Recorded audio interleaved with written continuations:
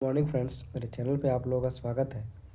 आज हम लोग देखने वाले इस वीडियो में 200 प्लस टॉप 200 प्लस साइंस का पी वाई की प्रीवियस ईयर क्वेश्चन देखने वाले हैं।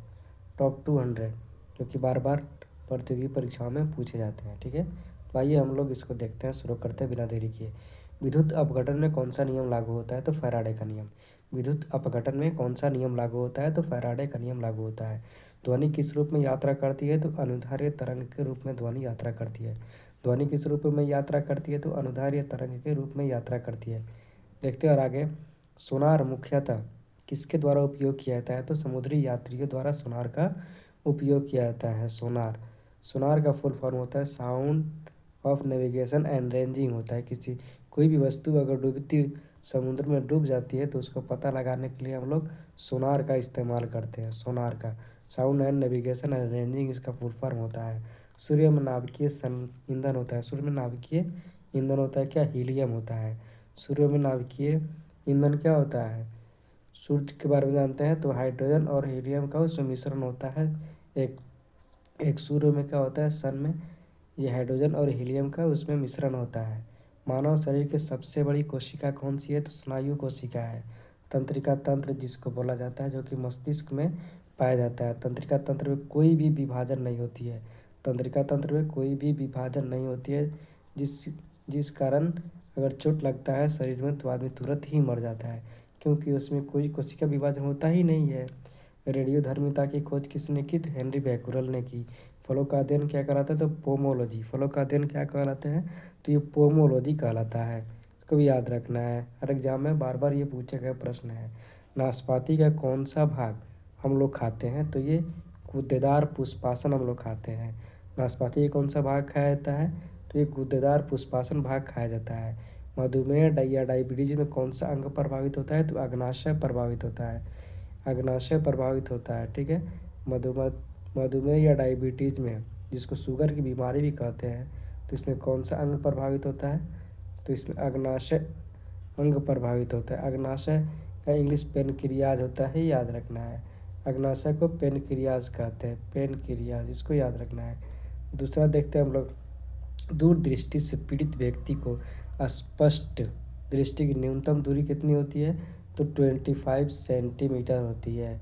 ठीक है, स्पष्ट देखने की कितनी मीटर होती है? तो 25 सेंटीमीटर होती है। कौन सा जल संक्रामक रोग है? तो ये हैजा है। हैजा क्या है? जल से फैलने वाली बीमारी है। दूषित जल से हैजा फैलता है। Next question. वायुमंडल में बादलों का तैरना क्या कारण क्या है? कम घनत्व के कारण वायुमंडल में बादल तैरते हैं। ओम किसकी है? प्रतिरोध की एसआई इकाई क्या है? प्रतिरोध का एसआई यूनिट ओम है। और ओम मीटर किसका? प्रतिरोधकता का। प्रतिरोधकता का क्या होता है? ओम मीटर होता है। ये क्लास 10th का भी है।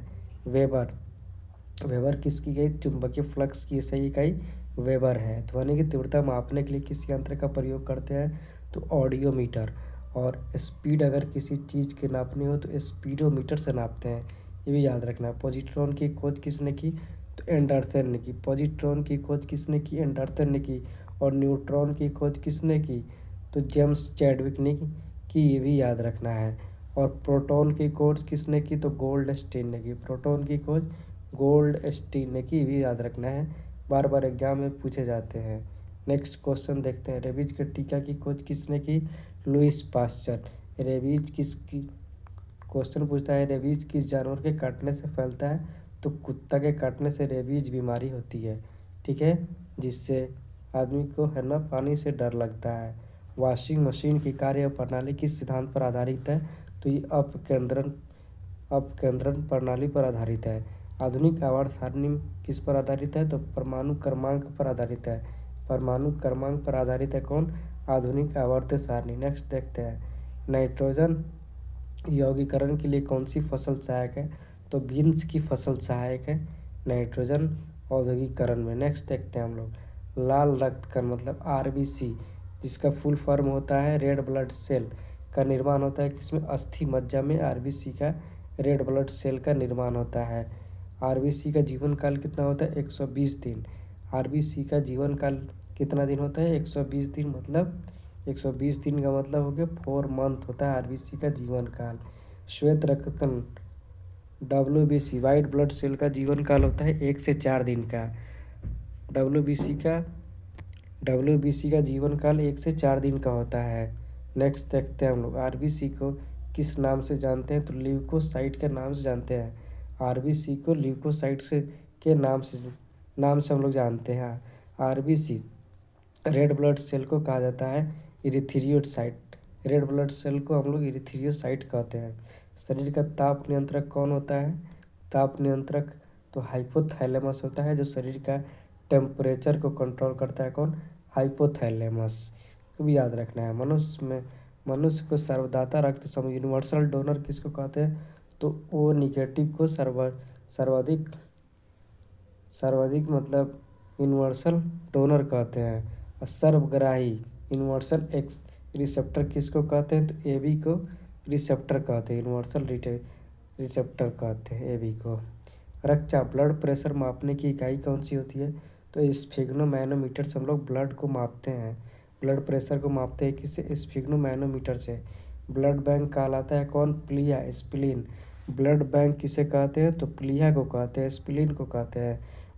भोजन का पाचन प्रारंभ होता है कहाँ से? तो मुख से ही प्रारंभ हो जाता है।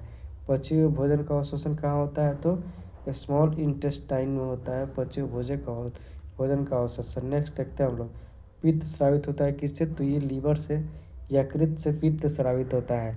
विटामिन ए किस में होता है? तो यकृत में विटामिन ए होता है, जो कि स्टोर रहता है। विटामिन ए का रासायनिक नाम क्या होता है? केमिकल नेम विटामिन ए का रेटिनॉल होता है, रेटिनॉल कहते हैं। ठीक है, जो आँखों में होता है, रतौंधी भी उसको कहते हैं। इसकी बीमारी को दूर करने के लिए गाजर का इस्तेमाल करना चाहिए। शरीर की सबसे बड़ी ग्रंथि कौन सी है? तो लीवर है। लगभग 1.5 kg इसका वजन होता है। लीवर का वजन कितना होता है? तो लगभग 1.5 kg वजन होता है। सबसे छोटी ग्रंथि मास्टर ग्रंथि कौन सी है? पिट्यूटरी ग्रंथि या पीयूष ग्रंथि होती है। सबसे छोटी ग्रंथि या मास्टर ग्रंथि, उसी को कहते हैं पिट्यूटरी ग्रंथि को। मनुष्य में पसलियों की संख्या कितनी होती है? तो 12 जोड़ी। 12 जोड़ी मतलब कितना हो जाएगा संख्या में? तो ये 24 हो जाएगा। मनुष्य में 24 होती है। फिर पसलियों की संख्या, शरीर में हड्डियों की संख्या कितनी होती है? 206। और न्यू बॉर्न बेबी में मतलब आज जो बेबी पैदा होती है, नवजात शिशु में कितनी होती है? तो ये 300 होती है। 300 होती है। लेकिन अगर वयस्क की बात पूछा जाए तो ये 206 हड्डियाँ होती है। शरीर में मांसपेशियों की संख्या कितनी होती है? तो 639 होती है। शरीर में मांसपेशी की संख्या कितना होती है? तो 639 होती है। लार में पाया जाने वाला एंजाइम कौन सा है? तो टाइलिन। लार में पाया जाने वाला एंजाइम कौन सा है? तो टाइलिन है। लिंग निर्धारण कहाँ से होता है? तो पुरुष के क्रोमोसोम से होता है। पुरुष पे ही डिपेंड होता है कि लड़का पैदा होगा या लड़की। थोड़ा समझ लेते हैं। लेडीज में पाया जाता है, किसी भी लड़की में एक्स ही पाया जाता है, जबकि बॉय में पाया जाता है XY। जब ये मिलते हैं तो जाइगोट का फॉर्मेशन होता है। ठीक है, और XY अगर आया तो ये लड़का पैदा होगा, अगर X हुआ तो लड़की पैदा होगी। मतलब मेन डिपेंड करता है पुरुष के ही क्रोमोसोम पे कि जो बेबी है वो बॉय पैदा होगा या गर्ल पैदा होगा। मनुष्य का हृदय हार्ट बना होता है कितने चेम्बर होता है? तो ये 4 कोष्ठी होता है। इसमें 4 चेम्बर होता है। मनुष्य में गुणसूत्रों की संख्या पाई जाती है, संख्या 46। और जोड़ा में कितने पाया जाएगा? तो ये 23 जोड़ा में पाया जाएगा। और नंबर में 46 46। मनुष्य का सबसे बड़ा अंग कौन सा है? तो त्वचा है। मनुष्य का सबसे बड़ा अंग कौन सा है? लार्जेस्ट ऑर्गन, तो ये त्वचा है। शरीर की सबसे बड़ी कोशिका कौन सी है? तो ये तंत्रिका तंत्र है। शरीर की सबसे बड़ी कोशिका कौन सी है? तो ये तंत्रिका तंत्र है सबसे बड़ी कोशिका। शरीर में अमीनो अम्ल की संख्या कितनी होती है? तो ये 22 होती है। शरीर में अमीनो अम्ल की संख्या कितनी होती है? तो 22 होती है। शरीर में डेली यानी प्रतिदिन मूत्र की कितना बनता है? तो 1.5 लीटर मूत्र बनता है शरीर में। मूत्र दुर्गंध देता है, क्यों? है ना? यूरिया के कारण मूत्र दुर्गंध देता है। मानव मूत्र का अम्लीय pH मान होता है 6, जो कि अम्लीय होता है। pH मान के बारे में हम लोग समझ लेते हैं। ठीक है, पीएच मान का आविष्कार किसने किया? तो सोरेनसन ने किया, सोरेनसन ने किया। ठीक है, अब हम लोग देखते हैं। ठीक है, एक से यहाँ हम लोग काउंट करते, 1 2 3, यहाँ 7 आएगा तो ये 7 न्यूट्रल होता है, और 7 से पहले जो कि एसिड होता है, और 7 के बाद 7 8 9 10 से 14 तक जो कि क्षारीय होता है, बेस होता है। ठीक है, ये था थोड़ा कॉन्सेप्ट, तो हम लोग समझ लिए। आगे देखते हैं, शरीर का सामान्य ताप होता है कितना? 98.6 फ़ारेनहाइट, फ़ारेनहाइट में होता है 98.6, या डिग्री सेल्सियस में होता है 37 डिग्री सेल्सियस, या 310 केल्विन होता है, याद रखना है। नेक्स्ट हम लोग देखते हैं, मानव शरीर में टिबिया नामक हड्डी पाई जाती है। कहाँ पर टिबिया नामक हड्डी पाई जाती है? पैर में पाई जाती है। टिबिया नामक हड्डी कहाँ पाया जाता है? तो ये पैर में पाया जाता है। दांतों और हड्डियों की संरचना के लिए कौन सा आवश्यक तत्व है? तो कैल्शियम, कैल्शियम फास्फोरस है। कैल्शियम फास्फोरस है, दांतों और हड्डियों की संरचना में कैल्शियम फास्फोरस है। रुधिर को थक्का जमाने में कौन सा सहायक होता है? तो प्लेटलेट, प्लेटलेट जो कि रुधिर को यानी ब्लड को जमाने में, ब्लड क्लॉट करने में मदद करता है, प्लेटलेट मदद करता है। मस्तिष्क तथा सिर के अध्ययन से संबंधित है कौन? फ्रेनोलॉजी। मस्तिष्क तथा सिर के अध्ययन को कहते हैं क्या? तो उसको फ्रेनोलॉजी कहते हैं, मस्तिष्क तथा सिर के अध्ययन को। श्वसन के दौरान सर्वाधिक मात्रा में ली गई गैस कौन सी है? तो नाइट्रोजन। हम लोग जानते हैं कि वायुमंडल में नाइट्रोजन कितने परसेंट है? तो 78% है, और ऑक्सीजन 21% है, इसको भी याद रखना है। जीवित जीवाश्म कौन होता है? तो साइकस होता है। जीवित जीवाश्म में कौन होता है? तो साइकस होता है। मिनी माता रोग किससे संबंधित है? तो जल में मरकरी के प्रदूषण से मिनी माता रोग है, होता है। मानव त्वचा ह्यूमन स्किन का अध्ययन कहलाता है डर्मेटोलॉजिस्ट कहलाता है। जो उसका अध्ययन कहलाता है, जो अध्ययन करते हैं उसको, वो विज्ञान को डर्मेटोलॉजिस्ट कहते हैं। ठीक है, नेक्स्ट क्वेश्चन, कीड़ों का अध्ययन करने वाला विज्ञान कौन? एंटोमोलॉजी। कीटों का अध्ययन या कीड़ों का अध्ययन करने वाले को एंटोमोलॉजी कहते हैं, एंटोमोलॉजी कहते हैं। पित्त किस अंग द्वारा पैदा किया जाता है? तो यकृत द्वारा पित्त का स्राव किया जाता है। मानव शरीर में रुधिर बैंक, ब्लड बैंक का कार्य कौन करता है? तो ये तिल्ली करता है, स्प्लीन करता है। शरीर में हीमोग्लोबिन का कार्य होता है ऑक्सीजन का परिवहन करना।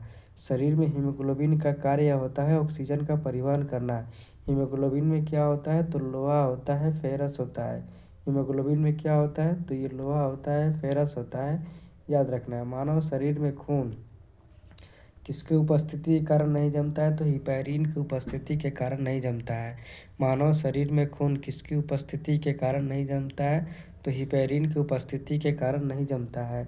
रुधिर के प्लाज्मा में किसके द्वारा एंटीबॉडी निर्मित होते हैं? तो लिम्फोसाइट एंटीबॉडी निर्मित होते हैं। लाल रक्त कण मतलब आरबीसी का शमशान किसके कहते हैं? ग्रेवयार्ड ऑफ आरबीसी, तो प्लीहा को कहते हैं। क्रेब्स चक्र किस संश्लेषण होता है? तो पायरुविक एसिड से क्रेब्स चक्र बनते हैं। मानव शरीर में यूरिया का निर्माण कहाँ होता है? तो यकृत, लीवर में होता है यूरिया का निर्माण। मानव शरीर में यूरिया का निर्माण कहाँ होता है? तो यकृत में होता है। रक्त की अशुद्धियाँ किस अंग में जाकर छनती है? तो किडनी में। किडनी में जितने भी ब्लड के जो कि अवशेष है, अशुद्धि है, वो किडनी में जाकर छनती है। श्वसन की क्रिया कहाँ उत्पन्न होती है? तो माइटोकॉन्ड्रिया में उत्पन्न होती है। श्वसन की क्रिया कहाँ संपन्न होती है? तो माइटोकॉन्ड्रिया में संपन्न होती है। अब हम लोग देखते हैं सर्वदाता रक्त समूह कौन सा है? तो ओ निगेटिव है। सर्वदाता रक्त समूह कौन सा है? तो ओ निगेटिव है। सर्वग्राही जिसको एक्सेप्टर कहा जाता है, यूनिवर्सल एक्सेप्टर। ओ निगेटिव को यूनिवर्सल डोनर कहते हैं। तो ये ए बी है। आर एच फैक्टर किससे संबंधित है? तो रक्त से संबंधित है। फैक्टर की खोज किसने की? आर एच फैक्टर की, तो लैंडस्टीनर एवं वीनर ने किया था आर एच फैक्टर की खोज। रक्त को शुद्ध करता है कौन? किडनी रक्त को शुद्ध करता है कौन? तो किडनी रक्त को शुद्ध करता है। ब्रिक का भार होता है कितना? 150 ग्राम। ब्रिक का भार होता है, किडनी का भार कितना होता है? तो ये 150 ग्राम होता है। और लीवर का भार कितना होता है यकृत का? तो 1.5 kg होता है, यकृत का भार, ठीक है। एक रक्त विलयन है कैसा, तो ये क्षारीय है। रक्त विलयन कैसा है, तो ये क्षारीय विलयन है। रक्त का पीएच मान कितना होता है, तो 7.4 होता है, जो कि क्षारीय। 7 से ज़्यादा रहेगा तो क्षारीय, 7 से कम रहेगा तो अम्लीय, और 7 रहेगा तो उदासीन मतलब न्यूट्रल रहेगा, याद रखना है। हृदय की धड़कन का नियंत्रण कौन करता है, तो पेसमेकर करता है। हृदय की धड़कन का नियंत्रण कौन करता है, तो पेसमेकर करता है। शरीर से हृदय की ओर रक्त ले जाने वाले को रक्तवाहिनी क्या कहते हैं, तो शिरा कहते हैं। शरीर से हृदय की ओर रक्त ले जाने वाले रक्तवाहिनी को शिरा कहते हैं। हृदय से शरीर की ओर ले जाने वाले रक्तवाहिनी को धमनी कहते हैं, याद रखना है। नेक्स्ट हम लोग देखते हैं जैविक सेवन क्या है। जैविक सेवन एक है कृत्रिम हृदय है।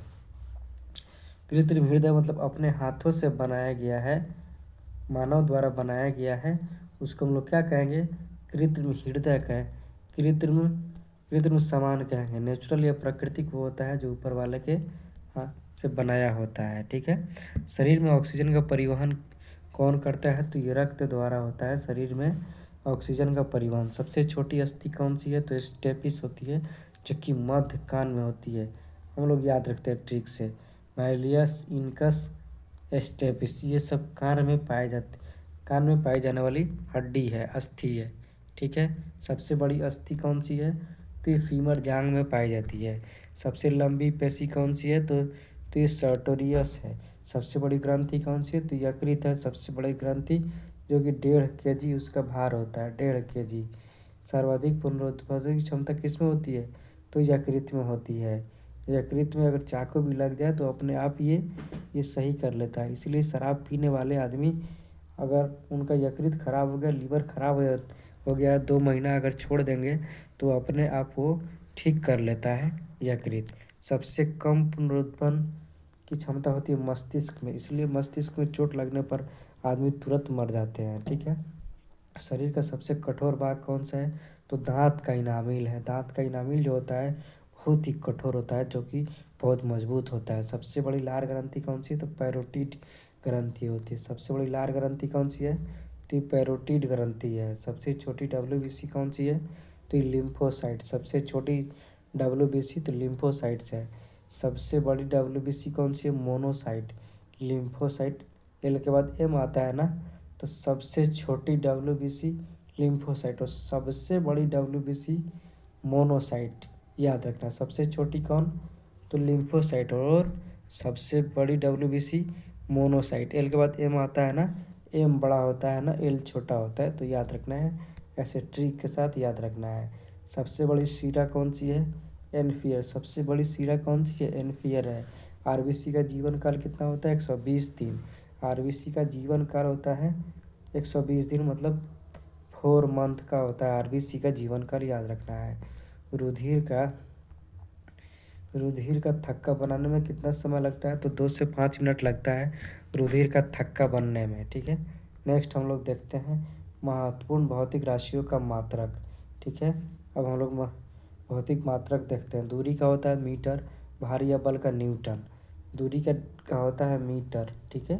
दूरी के हम लोग मापते हैं ना, मीटर मतलब 2 किलोमीटर, 4 किलोमीटर, ठीक है। 2 किलोमीटर बराबर कितना, 2000 मीटर बराबर 2 किलोमीटर, ऐसे मापते हैं ना। तो दूरी का हम लोग मीटर में मापते हैं। भार या बल का होता है न्यूटन। कार्य या ऊर्जा का होता है जूल। कार्य और ऊर्जा दोनों का होता है जूल। विद्युत आवेश का कूलॉम होता है। विद्युत आवेश का क्या होता है, कूलॉम होता है। शक्ति का क्या होता है, वाट। शक्ति का क्या शक्ति का होता है वाट, ठीक है। द्रव्यमान का किलोग्राम होता है। समय का सेकंड होता है, समय का इसे मात्रक सेकंड। तरंगदैर्घ्य का एंगस्ट्रॉम होता है।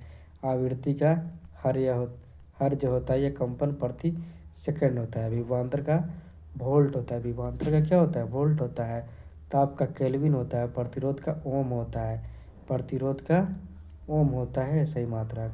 दाब का सही मात्रक क्या होता है, पास्कल। दाब का सही मात्रक पास्कल होता है। विद्युत धारिता का फैराडे होता है। विद्युत धारिता का सही मात्रा क्या होता है, फैराडे होता है।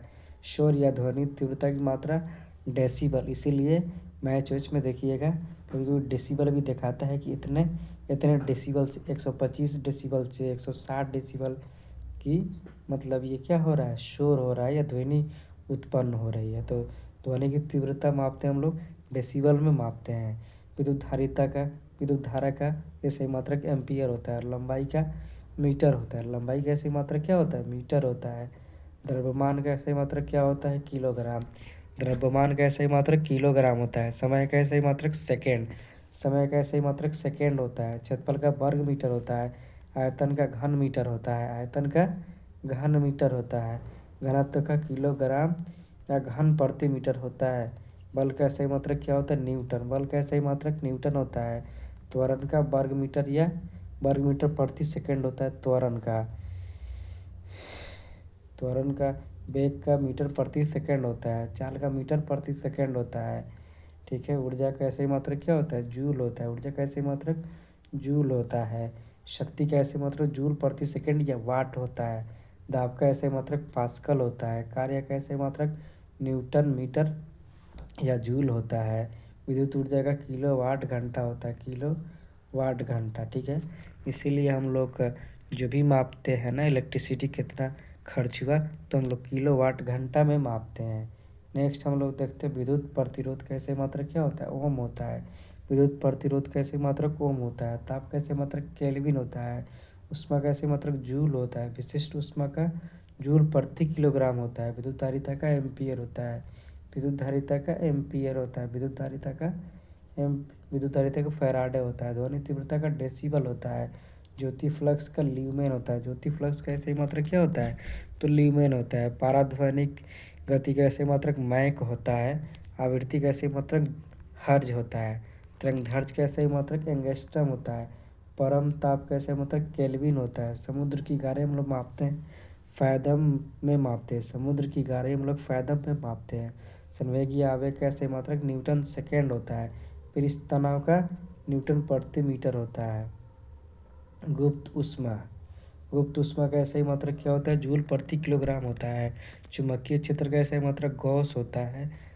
चुंबकीय क्षेत्र का सही मात्रक गॉस होता है। तरंग लंबाई का सही मात्रक मीटर होता है। लेंस की क्षमता का सही मात्रक क्या होता है, डायोप्टर होता है। लेंस की क्षमता हम लोग किस चीज़ में मापते हैं, तो ये डायोप्टर में मापते हैं। विभवांतर का सही मात्रक वोल्ट होता है। जड़त्व आघूर्ण का सही मात्रक किलोग्राम वर्ग मीटर होता है। खगोलीय दूरी का प्रकाश वर्ष होता है। खगोलीय दूरी का सही मात्रक क्या होता है, तो प्रकाश वर्ष होता है। श्यानता का सही मात्रक न्यूटन सेकंड प्रति मीटर स्क्वायर होता है। चुंबकीय प्रेरण का सही मात्रक क्या होता है, तो गॉस होता है। चुंबकीय प्रेरण का सही मात्रक गॉस होता है। तलीय कोण का रेडियन होता है। कोण का क्या होता है, रेडियन होता है। विद्युत आवेश का सही मात्रक कूलम्ब होता है। विद्युत आवेश का सही मात्रक कूलम्ब होता है। विद्युत विभव का वोल्ट होता है। विद्युत विभव का सही मात्रक क्या होता है, तो वोल्ट होता है, याद रखना है। चुंबकीय फ्लक्स का वेबर या मैक्सवेल होता है। विद्युत क्षेत्र तीव्रता का न्यूटन प्रति कूलम्ब होता है। ज्योति तीव्रता का सही मात्रक कैंडेला होता है। ज्योति तीव्रता का सही मात्रक कैंडेला होता है। वृत्तीय त्वरण का सही मात्रक वर्ग मीटर प्रति सेकेंड होता है। वायुमंडलीय दाब का सही मात्रक बार होता है। वायुमंडलीय दाब का सही मात्रक बार होता है। चुंबकीय तीव्रता का टेस्ला होता है। चुंबकीय तीव्रता का सही मात्रक क्या होता है, टेस्ला होता है। ठोस कोण का सही मात्रक स्टेरेडियन होता है। कोणीय वेग का सही मात्रक ये रेडियन प्रति सेकंड होता है। बायोलॉजी की कुछ महत्वपूर्ण शाखाएं देखते हैं हम लोग।